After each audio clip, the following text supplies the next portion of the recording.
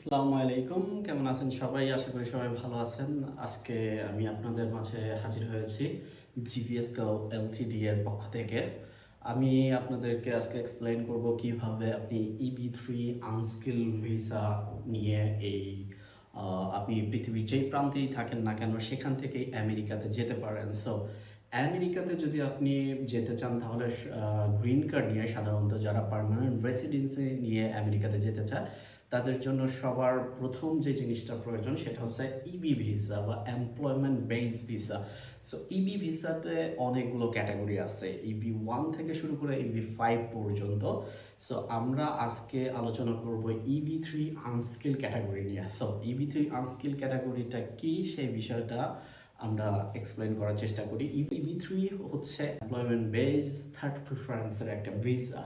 So এই ভিসাটার আন্ডারে sub class আরও 3টা ক্যাটাগরি রয়েছে। একটা হচ্ছে প্রফেশনাল, আরেকটা হচ্ছে স্কিল এবং আরেকটা আনস্কিল বা আদার ওয়ার্কার। সো ইবি ভিসাটা আসলে ইবি 3 একটা কলিং নেম বা ইউএসসিআইএস কলিং নেম, বাট এটার ক্যাটাগরিটা হচ্ছে ইডাব্লিউ ভিসা। সো ইডাব্লিউ ভিসাটা হচ্ছে ইবি 3 আনস্কিল ভিসা বা ইবি 3 আদার ওয়ার্কার ভিসাটা নিয়ে আমি এক্সপ্লেইন করব। স্কিল বা প্রফেশনাল নিয়ে আমি কোনো রকমের এক্সপ্লেইন করব না। ইবি 3 আনস্কিল ভিসাটা টোটালি একটা ডিফারেন্ট, যাদের কোনো রকমের কোনো আমেরিকাতে যাওয়ার জন্য কোয়ালিফিকেশন, স্কিল বা দক্ষতার প্রয়োজন পড়ে না, তাদের জন্য আমেরিকাতে যেই কাজগুলো রয়েছে যেগুলো আনস্কিল পারসন দিয়ে করাইতে হয় তাদের জন্য এই ভিসাটা। তো এই ভিসাটা 1990 সাল থেকে সর্বপ্রথম লঞ্চিং করা হয়। তারপর থেকে প্রতি বছর এখনো পর্যন্ত এটা দেশের জন্য 10,000 কোটি করে এই প্রতি বছরে এটা বরাদ্দ করা হয় শুধুমাত্র ইবি 3 আনস্কিল এই ভিসার জন্য। সো ইবি 3 আনস্কিলে 10,000, ইবি 3 টোটাল ক্যাটাগরিতে 40,000।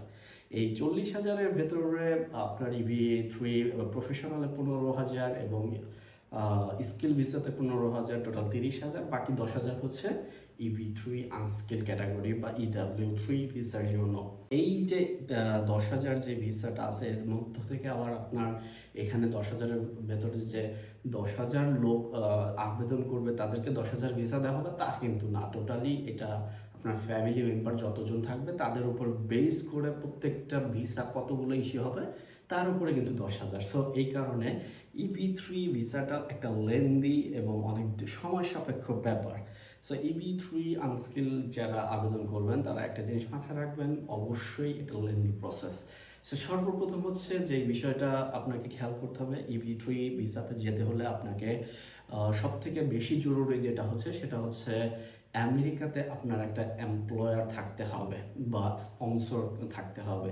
সো সেই এমপ্লয়ারকে সর্বপ্রথম প্রায়োরিটি দিতে হবে। আমেরিকার অভ্যন্তরীণ আমেরিকান হতে পারে বা বিদেশি হতে পারে, তাদের মধ্য থেকে সর্বপ্রথম লোকাল শ্রমিক নিয়োগ দেওয়ার জন্য চেষ্টা করতে হবে, যেটাকে বলা হয় পিডাব্লিউডি বা প্রিভেইলিং ওয়েজ ডিটারমিনেশন। সো এই পিটা লোকাল একটা প্রসিডিওর, পিডাব্লিউডিটা হচ্ছে লোকাল লোক নিয়োগ দিতে হয় এই কারণে। সো এইটার সাথে ওভারসিসে যে যিনি আবেদনকারী থাকবেন তার সাথে কোনো রকমের কোনো সখ্যতা নেই। তাহলে পিডাব্লিউডিটা বর্তমানে আবেদন করলে পরে সময় লাগতেছে হচ্ছে অ্যাপ্রক্স 6 মাস থেকে শুরু করে এটা লাগতে পারে হচ্ছে 1 বছরও লাগতে পারে। সো এই জন্য দীর্ঘ একটা সময় এখানে ইনভেস্ট করতে হয়। তো এই কাজটা যেন নির্ভুলভাবে হয় এই জন্য একটা অ্যাটর্নি বা আমেরিকার লয়ারের মাধ্যমেই এই প্রসেসগুলো করতে হয় নির্ভুলভাবে করার কারণে। সো পিডাব্লিউডি আবেদন যখন সম্পূর্ণ হয়ে যায় এই 6 মাসের মধ্যে, তারপরে হচ্ছে হলো গিয়া সব থেকে মেইন যে বিষয়টা হচ্ছে সর্বপ্রথম আমেরিকাতে লোকাল লোক নিয়োগ দেওয়ার চেষ্টা করতে হবে পিডাব্লিউডি অ্যাপ্রুভাল আসার পরে। 1 মাস হচ্ছে টোটালি আমেরিকার ভেতরে বিভিন্ন টেলিভিশন বা আপনার মিডিয়া বা নিউজ পোর্টাল, ওয়েবসাইট এগুলোতে বিজ্ঞাপন দিতে হবে যে আমার কোম্পানিতে লোক প্রয়োজন। সেই ক্ষেত্রে 1 মাস যাবত এইভাবে অ্যাডভার্টাইজমেন্ট করতে হবে। 1 মাসের ভেতরে যদি কোনো ক্যান্ডিডেট আসে তো আসলো, না আসলে আরও 1 মাস অপেক্ষা করতে হবে। আমেরিকার ভেতরে কেউ আসে কিনা, ইন্টারভিউ দেয় কিনা, নিয়োগ দেওয়া যায় কিনা সেজন্য অপেক্ষা করতে হবে পিডব্লিউডি কমপ্লিট হওয়ার পরে। তো এইভাবে 2 মাস আপনাকে অবশ্যই এই প্রসিডিওর সম্পূর্ণ করতে হবে। করার পরে গিয়ে হচ্ছে যখন এই 2 মাসের ভিতরে কাউকে পাওয়া যাবে না, সেই ক্ষেত্রে হচ্ছে হলো গিয়া ওভারসিজ থেকে লোক হায়ার করা যাবে। সো ওভারসিজ থেকে লোক হায়ার করার ক্ষেত্রে 5টা স্টেপ। 1 নম্বর হচ্ছে পিডব্লিউডি, 2 নম্বর হচ্ছে লেবার সার্টিফিকেট, 3 নম্বর হচ্ছে I-140, 4 নম্বর হচ্ছে আপনার এনভিসি বা DS-260 স্টেপ, এবং 5 নম্বর যেটা হচ্ছে সেটা হচ্ছে এম্বাসি ইন্টারভিউ। সো আমরা ইতিমধ্যে যে বিষয়টা আমরা কমপ্লিট জেনে নিয়েছি সেটা হচ্ছে পিডব্লিউডি। এবার আমরা জানবো হচ্ছে লেবার সার্টিফিকেটটা কি। সো লেবার সার্টিফিকেটটা হচ্ছে এমন একটা স্টেপ, যে স্টেপটা হচ্ছে টোটালি আপনার অ্যাজ লাইক আমেরিকাতে পিডব্লিউডি থেকে যখন নাকি কোনো রকমের কোনো লোকাল লোক হায়ার করতে ব্যর্থ হয়েছে, তারপরে গিয়ে এই লেবার সার্টিফিকেটে যাওয়া যাবে। সো লেবার সার্টিফিকেটে যেতে হলে অবশ্যই পিডব্লিউডি শেষ করতে হবে। পিডব্লিউডি শেষ করার পরে গিয়ে হচ্ছে লেবার সার্টিফিকেট। এই লেবার সার্টিফিকেটটা হচ্ছে EB-3 জার্নির ভেতরে সব থেকে ডন্টিং জার্নি আমরা বলতে পারি, কেননা এটা এতটাই ভয়ঙ্কর জার্নি যে EB-3 আনস্কিল ভিসার ভেতরে পার্ম বা লেবার সার্টিফিকেট যদি না হয়, কোনোভাবেই আমেরিকাতে যাওয়া সম্ভব না। সো আমেরিকাতে যেতে হলে সবার প্রথম যেটা প্রয়োজন সেটা হচ্ছে পার্ম বা লেবার সার্টিফিকেট। আবেদন করার সময়, লেবার সার্টিফিকেট আবেদন করার সময় যিনি মেইন অ্যাপ্লিক্যান্ট তার নাম, জন্ম তারিখ এবং তার হচ্ছে অ্যাড্রেস এগুলো উল্লেখ করতে হবে। আর হচ্ছে বেসিক তার এডুকেশন কোয়ালিফিকেশন যদি থাকে তাহলে উল্লেখ করতে হবে, না থাকলে পরে উল্লেখ করার কোনো প্রয়োজন নেই। যিনি আবেদনকারী তার কোনো কোয়ালিফিকেশনের প্রয়োজন নেই, কেননা এটা হচ্ছে টোটালি কোম্পানির উপরে শতভাগ নির্ভরশীল।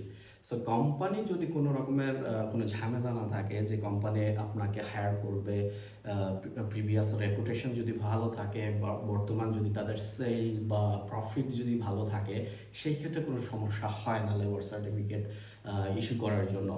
যদি কোনো কোম্পানি ছোট কোম্পানি হয়, দেখা যায় যে কোম্পানি থেকে প্রফিট ভালো নেই বা কোম্পানির রেপুটেশন ভালো না, সেই ক্ষেত্রে কিন্তু লেবার সার্টিফিকেটটা ইস্যু হওয়া ভেরি টাফ। সো এই যে লেবার সার্টিফিকেটটা সব থেকে গুরুত্বপূর্ণ। একটা কোম্পানি যেটা হচ্ছে টোটালি এমপ্লয়ারের যে কোম্পানিটা থাকবে সেই কোম্পানির যোগ্যতার উপর ভিত্তি করে আপনার লেবার সার্টিফিকেটটা ইস্যু করা হবে। এই জন্য লেবার সার্টিফিকেটটা ইস্যু করতে হলে পরে অবশ্যই কোম্পানিটা ভালো একটা সেই স্ট্যান্ডার্ড লেভেলের হতে হবে, যেটা আমেরিকার স্ট্যান্ডার্ড ডিপার্টমেন্ট অফ লেবারের অনুযায়ী অনেক বছর রান করার পরে কিন্তু এই যোগ্যতাটা অর্জন করতে পারে। সো এই ধাপে যিনি আবেদনকারী ওভারসিজ থেকে, তার কোনো রকমের যোগ্যতার প্রয়োজন নেই। সো আবেদন করার পরে একটা নির্দিষ্ট টাইম টেবল আছে, যত আবেদন হবে তত বেশি লেন্দি হবে। সো প্রত্যেকটা স্টেট বাই স্টেট এটা আলাদা হতে পারে। For example California, new York বা ফ্লোরিডা, যেই সমস্ত স্টেটে আবেদন করা হবে সেই স্টেটে কী পরিমাণের লেবার সার্টিফিকেট আবেদন করা হয়েছে তার উপর ডিপেন্ড করে কিন্তু এই রেজাল্টটা আসবে বা কতদিন লাগতে পারে, এটা ডিফারেন্ট হতে পারে হচ্ছে টোটালি স্টেটের উপর বেড়ে। সো সাময়িকভাবে বর্তমানে লেবার সার্টিফিকেট অ্যাপ্রুভাল হতে সময় লাগতেছে 15 থেকে 16 মাস, অ্যাপ্রক্স এই টাইমটা লাগতেছে। কম বেশি হতে পারে ইন দ্য ফিউচারে। সো এই 15 থেকে 16 মাস পরে যখন একটা নির্দিষ্ট টাইম আসবে, তখন হচ্ছে রেজাল্ট আসার টাইম হয়। এই রেজাল্টটা আসে 3টা ভাগে ভাগ করে। এক হচ্ছে কোনো ঝামেলা যদি না থাকে সরাসরি অ্যাপ্রুভ করে দেওয়া হয় লেবার সার্টিফিকেটটা। নাম্বার 2 হচ্ছে যেটা হচ্ছে অডিট। সো অডিটে যেতে পারে। লেবার সার্টিফিকেটটা এমন একটা ধাপ, যে এই ধাপটাতে হচ্ছে অডিটে যাওয়ার সম্ভাবনা থাকতে পারে। যদি কোনো রকমের কোনো কনফিউশন ক্রিয়েট হয় তাহলে সেই ক্ষেত্রে হচ্ছে এটা অডিটে চলে যেতে পারে। আরেকটা হচ্ছে রিজেক্ট। যদি কোম্পানির কোনো ফল্ট থাকে, কোম্পানির কোনো ঝামেলা থাকে, সেই ক্ষেত্রে এটা টোটালি আপনার রিজেক্ট করে দেওয়া হতে পারে। সো এই যে টোটাল 3টা ধাপে ভাগ করে যে রেজাল্টটা আসবে, তো একবারে যদি হয়ে যায় তাহলে তার কোনো সমস্যা নেই, তাহলে তো একবারেই কমপ্লিটেড। সেকেন্ড টার্ম অডিট, যেটা সেকেন্ড ইস্যুটা হতে পারে, অডিটটা হচ্ছে র্যান্ডম। যিনি ডিপার্টমেন্ট অফ লেবারের একজন অফিসার, তার যদি কোনো কনসার্ন থাকে যে এই এলাকাতে প্রচুর পরিমাণের যে আবেদন করা হয়েছে অনেক পরিমাণের বেকার লোক আছে। সো সেই ক্ষেত্রে হয়তো বা উদ্দেশ্য ইন্টেনশনালি ওভারসিজ থেকে লোক হায়ার করার চেষ্টা করছে, এই ধরনের কোনো কনফিউশন ক্রিয়েট হলে পরে তাহলে পরে অডিটে যেতে পারে, অথবা কোনো রকমের কোনো পেপারস ডকুমেন্টেশন যদি ল্যাক থাকে সেই ক্ষেত্রে এটা অডিটে চলে যেতে পারে। সো অডিটটা হচ্ছে র্যান্ডম, আসতেও পারে নাও পারে। সো এরপরে হচ্ছে লেবার সার্টিফিকেট শেষ হওয়ার পরে আপনার এটার একটা ভ্যালিডিটি থাকে, যে অ্যাপ্রুভাল যদি হয়ে যায় দেন এটার ভ্যালিডিটি থাকে 180 দিন। যেদিন থেকে অ্যাপ্রুভ হবে সেদিন থেকে 180 দিন, বা আমরা যদি বলি 6 মাস, সেটাও ভুল হবে না। হচ্ছে I-140টা হচ্ছে ইমিগ্রেশন পিটিশন বা আপনার 140 নম্বর ফর্ম যেটা আছে সেটা। সো দুই ভাগে ভাগ করে আবেদন করতে পারবেন। সেটা কি, এক নম্বর হচ্ছে আপনার প্রিমিয়াম প্রসেস, আর একটা হচ্ছে নর্মাল বা জেনারেল প্রসেস। সো দুটা ধাপে ভাগ করে আবেদন করতে পারবেন। নর্মাল প্রসেসে আবেদন করতে পারে সেক্ষেত্রে আপনার খরচ লাগতে পারে অ্যাপ্রক্স $1315। সেই ক্ষেত্রে কোম্পানি ভেদে আলাদা। তো কোম্পানিটি যদি 25 জনের বেশি শ্রমিক থাকে সেই ক্ষেত্রে আপনাকে পে করতে হবে $1315। আর যদি কোম্পানি 25 জনের নিচে হয় তাহলে সেই ক্ষেত্রে আপনি 1000 সামথিং ডলারের মধ্যেই আপনি কমপ্লিট করতে পারবেন। আর একটা হচ্ছে প্রিমিয়াম প্রসেস। সো প্রিমিয়াম প্রসেসের ক্ষেত্রে হচ্ছে আপনাকে অ্যাপ্রক্স এখানে $1315 যেটা আছে সেটার সাথে আপনাকে ইনক্লুডেড করতে হবে আরও প্রায় $3000। সো প্রিমিয়াম প্রসেসের মাধ্যমে করলে পরে আপনার রেজাল্টটা দ্রুত দেওয়ার সম্ভাবনা থাকে, এবং জেনারেলে করলে পরে আপনার সেই ক্ষেত্রে সময় লাগতে পারে অ্যাপ্রক্স 1 মান্থ থেকে শুরু করে 1 ইয়ার পর্যন্ত লাগতে পারে। আবার আপনি যদি প্রিমিয়ামে করেন সেই ক্ষেত্রে দেখা যেতে হইতে পারে যে উইদিন 2 উইক্সের ভিতরে আপনার বেসিক্যালি 2 উইক্সের ভিতরে হয়ে যায় আর কি অ্যাপ্রুভালটা, বা তাদের যেই রেজাল্টটা দেয় সেটা হতে পারে।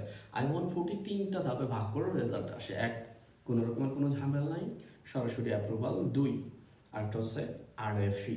আরএফইটা আসতে পারে। আরএফই হচ্ছে রিকোয়েস্ট ফর এভিডেন্স। যদি কোম্পানির কোনো পেপার স্ল্যাক থাকে তাহলে সেই ক্ষেত্রে দেখা যায় আরএফই আসতে পারে। সো আরএফই এটা খুব বেশি একটা যে ভয়ঙ্কর একটা ধাপ তা বলবো না। এটা সাধারণত কোম্পানির কিছু ডকুমেন্ট পাঠালেই সাধারণতভাবে এটা অ্যাপ্রুভাল এসে যায়।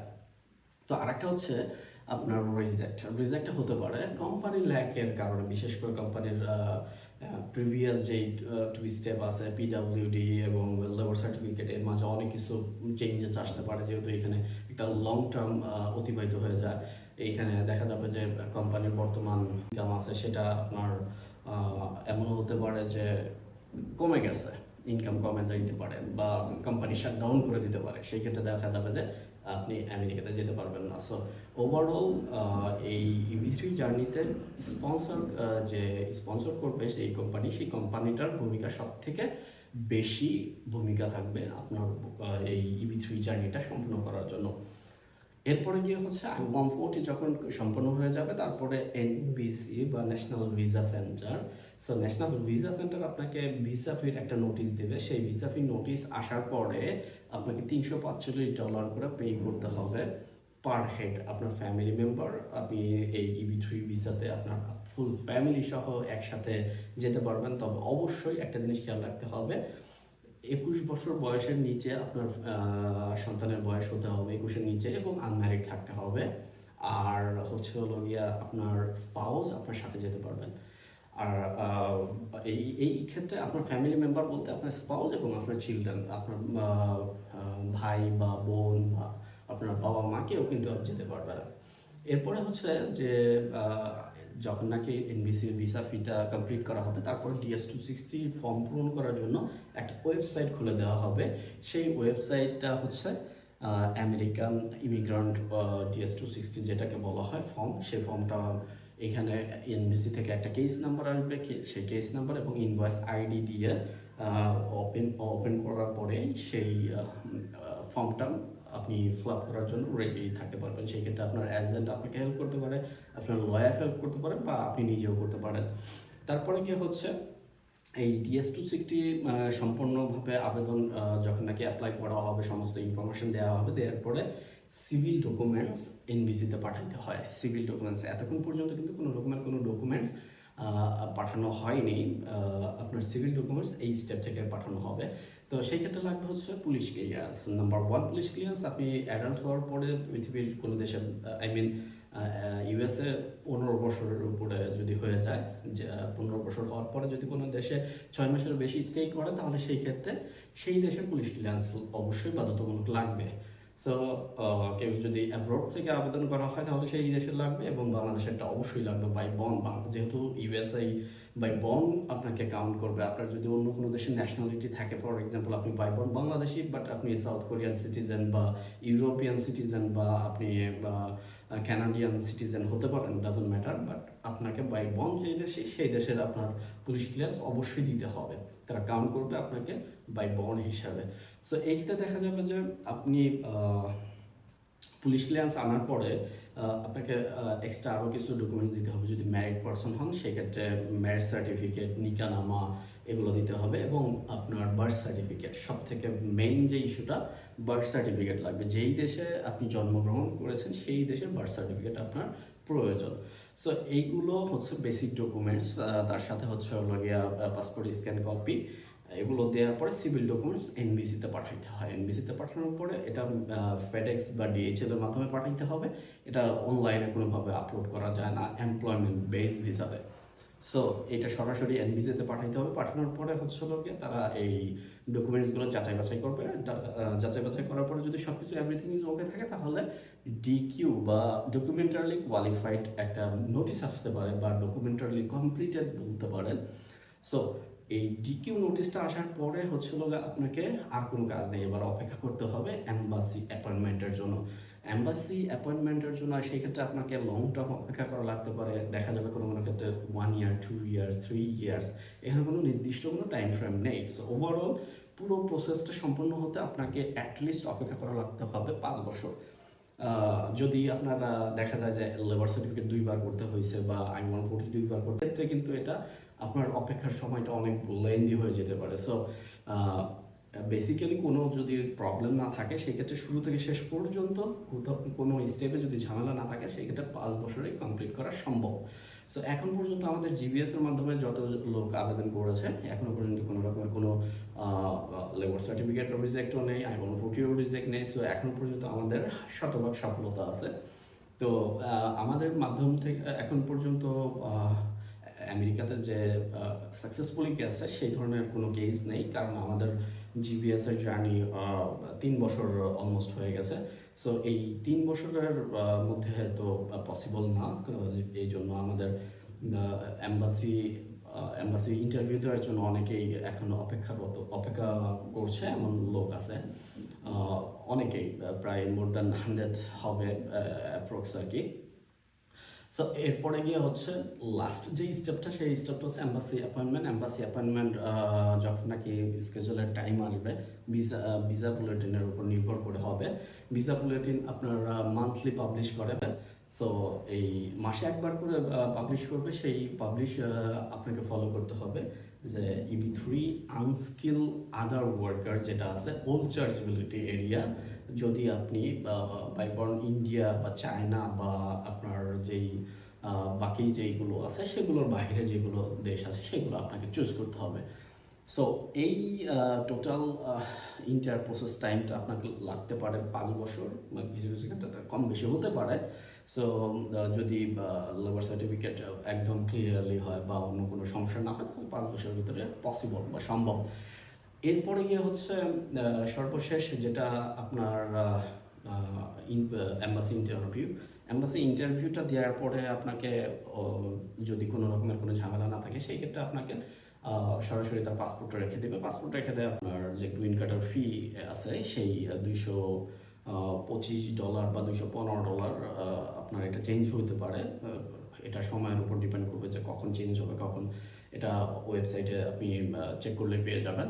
সো এই ডলারটা সম্পূর্ণ পে করার পরে আপনি 30 দিন পরে আমেরিকাতে যাওয়ার পরে 30 দিন বা 1 মাস, উইদিন 1 মাসের ভেতরেই সাধারণত এই গ্রিন কার্ডটা আপনার কোম্পানিতে পাঠিয়ে দেওয়া হয়, বা আপনি যেই স্থান সিলেক্ট করেছেন আপনার DS-260 ফর্ম পূরণ করার সময় সেই অ্যাড্রেসে তারা পাঠিয়ে দেয়। তো আপনি আমেরিকাতে যাওয়ার পরে এই EB3 আনস্কিল ভিসায় আমেরিকাতে যাওয়ার পরে আপনার যেই নির্দিষ্ট এমপ্লয়ার আছে সেই কোম্পানিতে সাধারণত 1 বছর আপনাকে কাজ করতে হবে। 1 বছর কাজ করার পরে আপনার ফ্রিডম, আপনি যা খুশি তাই করতে পারবেন। আপনার ফ্যামিলি মেম্বার যারা থাকবে সবাই এই EB3 আনস্কিল ভিসায় গ্রিন কার্ড বা PR নিয়ে আমেরিকাতে যেতে পারবে।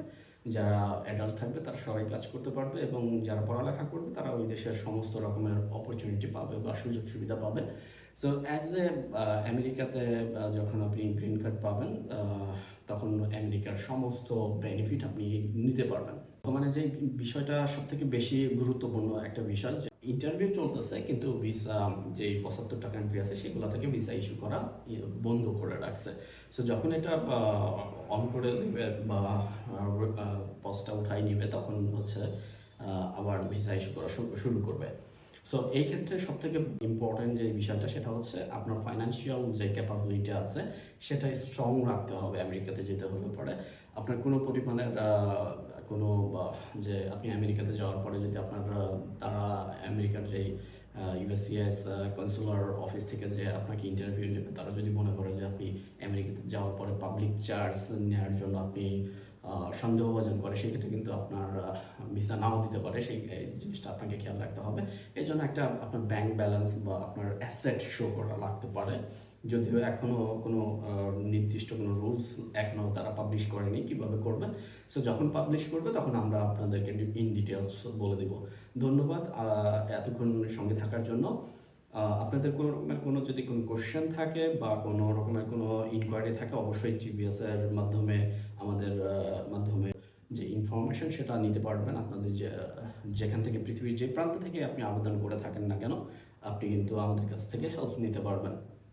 আপনি অন্য কোনো এজেন্সির মাধ্যমেও যদি আবেদন করে থাকেন, আপনার কোনো কনসার্ন থাকে, আপনি আমাদের কাছে আস্ক করতে পারেন এবং আপনি কোশ্চেনের অ্যান্সার পাবেন। এটা আমাদের প্রমিস। আমাদের অফিস হচ্ছে 2টা জায়গায়, একটা হচ্ছে আমাদের অফিস সাউথ কোরিয়াতে এবং আরেকটা হচ্ছে বাংলাদেশে। সো আপনি বাংলাদেশেও চাইলে বাংলাদেশ থেকে কনসালটেশন নিতে পারেন, চাইলে সাউথ কোরিয়া থেকে কনসালটেশন নিতে পারেন, অথবা আপনি অনলাইনে আপনি পৃথিবীর যেই প্রান্তেই থাকেন না কেন আমাদের মাধ্যমে সেবা নিতে পারেন। ধন্যবাদ এ পর্যন্ত সাথে থাকার জন্য। পরবর্তীতে আবার দেখা হবে। আল্লাহ হাফেজ।